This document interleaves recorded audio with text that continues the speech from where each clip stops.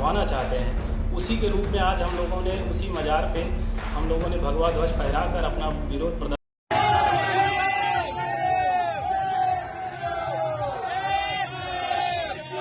Video viral हुआ, इस video में तस्वीर भी नजर आ रही है कि एक जुलूस निकल रहा है, कुछ बाइक पर लोग हैं, उन्हीं में से भक्त बनेगा परशुराम अब लेकर फरसा डोलेगा।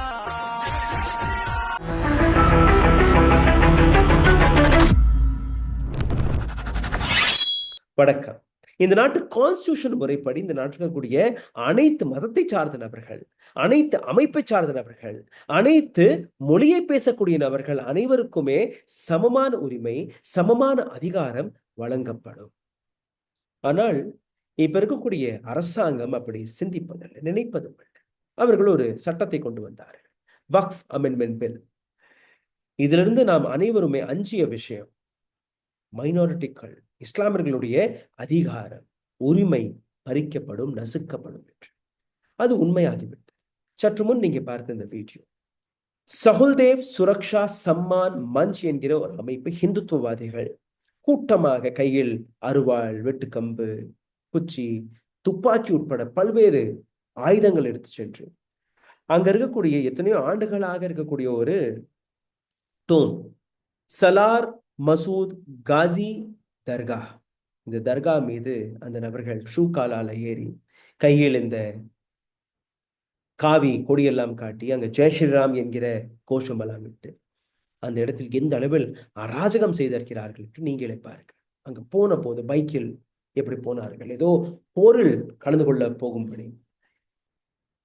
இந்த நாட்டில் இருக்கக்கூடிய பல்வேறு இடங்களில் இப்படித்தான் இதற்கு மேல் நீங்க பார்க்க போறீர்கள். முக்கியமாக பிஜேபி ஆளக்கூடிய மாநிலங்கள், மகாராஷ்டிரா, உத்தரப்பிரதேஷ், மத்திய பிரதேஷ், ராஜஸ்தான், இங்க எல்லாமே இது நடக்க போகுது. இதைத்தான் நாம் அஞ்சி வந்தோம். இந்த ஒட்டுமொத்த புரொட்டஸ்டை கையில் எடுத்த நபருடைய பெயர் மகேந்திர பிரதாப் சிங். சாஃப்ரான் பிளாக் கையில் பிஜேபியோடைய சப்போர்டராக தன்னுடைய ப்ரொஃபைல் பக்கத்தில் எழுதியிருக்கிறார்.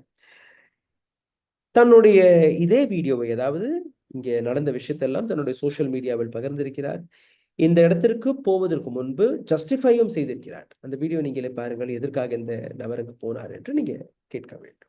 हम करवाना चाहते हैं गाजी मियाँ की जो मज़ार है पूरी तरीके से अवैध है, उस मज़ार को भी हम लोग हटवाना चाहते हैं। उसी के रूप में आज हम लोगों ने उसी मज़ार पे हम लोगों ने भगवा ध्वज फहराकर अपना विरोध प्रदर्शन व्यक्त किया है। இந்த நபர் கூறிய விஷயம், இந்த மஜார், இந்த ஷ்ரைன் இல்லீகலாக கட்டப்பட்டது. எப்படி? யார் அந்த காகிதத்தை காட்டினார்கள்? உங்களுடைய அரசாங்கம், அதாவது நீங்க சப்போர்ட் செய்யக்கூடிய அரசாங்கம் ஒரு சட்டத்தை கொண்டு வந்து விட்டது. இதற்கு மேல் யாருமே எங்களை கேள்வி கேட்க முடியாது என்கிற ஒரு திமிர், ஒரு அகங்காரம். Demanded the removal of tomb and the permanent closure of an associated fair known as Rozaka Mela. இந்த இடத்தை நீங்க இடிக்கணும், புல்டோஸ் செய்யணும். இந்த இடத்தில் வருடம் வருடம் காசி மியாகா மேலா இல்ல ருசாகா மேலா என்று ஒரு ஒரு மேலா அங்க ஆர்கனைஸ் செய்யப்படும், பொருட்காட்சி. அதையும் நீங்க இதற்கப்புறம் நடத்த விடக்கூடாது. அந்த நபர் மீது இருக்கக்கூடிய எந்த விதமான விஷயமும், எந்த விதமான அடையாளமும் இருக்கக்கூடாது. ஏன்னா அது இஸ்லாமியருடைய பெயர். ஏப்ரல் 6ஆம் தேதி மாலை 4 மணி அளவில் இந்த சம்பவம் நடந்தது. சோசியல் மீடியாவில் இது வைரலும் ஆகிவிட்டது. இப்போ பஹரியா போலீஸ், பிரயாக்ராஜ்ல இருக்கக்கூடிய பஹரியா, இந்த பிரயாக்ராஜ்ல இருந்து கிட்டத்தட்ட ஒரு 40 கிலோமீட்டர் தொலைவில் தான் இந்த சம்பவம் நடந்திருக்கு. இங்க பார்க்கக்கூடிய இந்த கூட்டம் எப்படி நாக்பூரில் மகாராஷ்டிரா அரசாங்கம் புல்டோஸ் செய்தது, எப்படி உத்தரப்பிரதேசத்திலேயே இது போன்ற கலவரக்காரர்களோட வீட்டையெல்லாம் நீங்க இடித்து வருகிறீர்களோ, இந்த நபர்கள் மீது யோகி ஆதித்யநாத் ஆக்ஷன் எடுப்பாரான்னு நீங்க நம்புறீர்களா? கிடையாது. 95% டிவோட்டீஸ், இந்த மசார்ல வரக்கூடிய 95% டிவோட்டீஸ், பக்தர்கள் ஹிந்துக்களாக இருக்கிறார்கள். அதனால் இந்த இடம் ஹிந்துக்களுக்கே சொந்தம். இந்த இடத்தை நீங்க டெமாலிஷ் செய்து இந்த இடத்தில் கோவில் கட்டுவதாக ஒரு ஆர்டரை பாஸ் செய்ய வேண்டும். மகேந்திர பிரதாப் சிங், நாங்க ஒரு சோபா யாத்ராவை நடத்தினோம், அதுல இது போன்ற எங்களுடைய ரைட்டை நாங்க கேட்டிருக்கிறோம் என்று கூறியிருக்கிறார். இது மட்டுமல்ல, today on the auspicious occasion of Ram Navami, I, Mahendra Pratap Singh, along with the Hindu brothers of Prayagraj, took out a procession. As we have been agitating earlier in Sikandra Prayagraj, there is a fair held in the name of Ghazi Mia, which we want to be stopped. The tomb of Ghazi Mia is completely illegal and we want it to be removed. As a part of this, today we hosted saffron flag on the tomb to express our protest. இந்த நபர் பேசிய இந்த statement, இந்த மசார், இந்த டோம் இல்லீகலாக கட்டப்பட்டது எப்போ? எத்தனையோ நூற்றாண்டுகளாக அந்த இடத்துல இருக்கக்கூடிய இந்த மசார், இந்த நபருக்கு அது இல்லீகலாக தெரிந்து விட்டதா? அந்த இடத்தில் மியா அவரின் பேரில் இந்த ஃபெஸ்டிவல் எல்லாம் நடக்கிறது, எல்லாத்தையுமே மூடியிருங்கள், இதெல்லாம் எங்களுக்கு தேவையில்லை, இது ஹிந்து ராஷ்டிரம். அதை எதிர்த்து தான் இந்த மசார் மீது நாங்க காவி கொடியை நட்டோம் என்கிற இந்த விஷயம். சரி, இது மட்டும் தான் நடந்ததா? இல்லை. இப்போ நான் உங்களுக்கு இன்னும் ஒரு சில இடங்களில் நடந்த அராஜக செயலை நான் எடுத்துக்காட்டப் போகிறேன். அதாவது ராம் நவமி என்கிற பெயரில் எங்கெல்லாம் அராஜகம் நடந்தது என்று நீங்க பார்க்க வேண்டும். சரி, நேஹா சிங் ராठौड़ இவர் ஒரு வீடியோவை போஸ்ட் பண்ணியிருக்கிறார். இந்த வீடியோவை நீங்க பாருங்க. இவர்கள் கையில் இருக்கக்கூடிய ஆயுதங்கள், கத்தி, அருவாள், துப்பாக்கி, वाल, இது போன்ற பல்வேறு விஷயங்கள். मुसलमानों को इस तरह हथियारों के साथ जुलूस नहीं निकालना चाहिए. இங்க இருக்கக்கூடிய நபர்கள் ஒரு சர்க்காசமாக எழுதியிருக்கிறார். இஸ்லாமியர்கள் இப்படி எல்லாம் நடந்திருக்க கூடாது. उन्हें हिंदुओं ने अनुशासन सीखना चाहिए, ये योगी जी ने कहा. ஹிந்துக்களிடமிருந்து இது போன்ற நல்ல விஷயங்களை இஸ்லாமியர்கள் கற்றுக்கொள்ள வேண்டும் என்று யோகி ஆதித்யநாத் கூறினார்.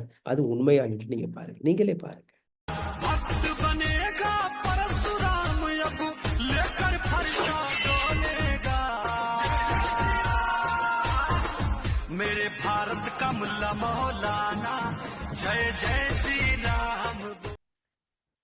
இப்படித்தானா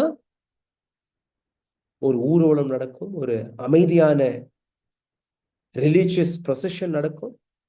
சிந்தித்து பாருங்கள். இது மட்டுமல்ல, இதே போன்ற இன்னொரு வீடியோவை நான் உங்களுக்கு எடுத்து காட்டுகிறேன். இந்த வீடியோவை நீங்க பார்த்தீர்கள்னா, मोहम्मद नसरुद्दीन இந்த வீடியோவை வெளியிட்டிருக்கிறார். वक्फ बिल पास होने के बाद रुझान आने शुरू हो चुके हैं. मदरसा कार्रवाई शुरू हो चुकी है.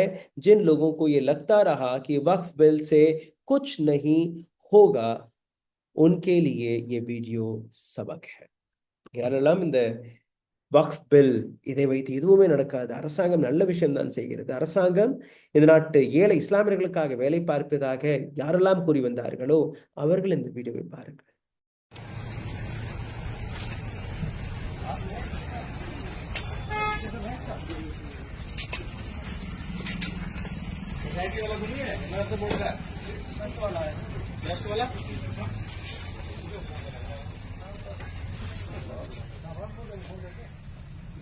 ट्रस्ट का नहीं, ये वाला मदरसा बोर्ड का फिलहाल दे रहे हैं, तैयारी कर रहे हैं, तैयारी कर लो आप, फिलहाल सील कर रहे हैं इसको, मुझे ऐसा ठीक है.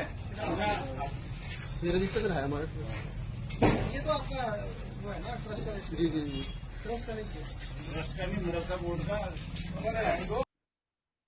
இந்த பில் பாஸ் ஆன ஒரு சில நாட்களிலேயே எந்த அளவில் அரசாங்கம் வேலை பார்க்க தொடங்கிவிட்டது. மதரசாக்கள், மசூதிகள், அங்கெல்லாம் போய் அதிகாரிகள் உங்களிடம் இருக்கக்கூடிய ஒரிஜினல் பேப்பர்ஸை காட்டுங்கள் என்கிற இந்த விஷயத்தை எடுத்து காட்டுகிறார்கள். இன்னொரு வீடியோவை நான் உங்களுக்கு எடுத்து காட்டுகிறேன். இந்த வீடியோவை பாருங்கள்.